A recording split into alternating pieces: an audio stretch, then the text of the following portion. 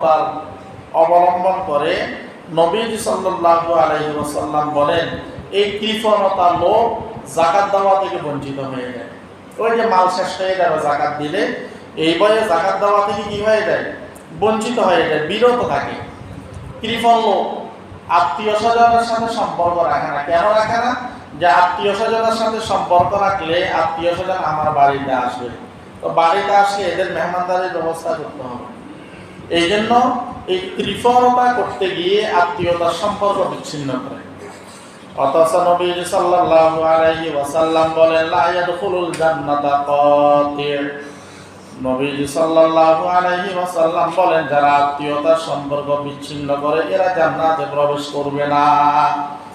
এই জন্য হাদিসের মধ্যে নবী সাল্লাল্লাহু আলাইহি ওয়াসাল্লাম বলেছেন, তোমরা আত্মীয়তার সম্পর্ক বজায় রাখো, সেটা সালামের মাধ্যমে।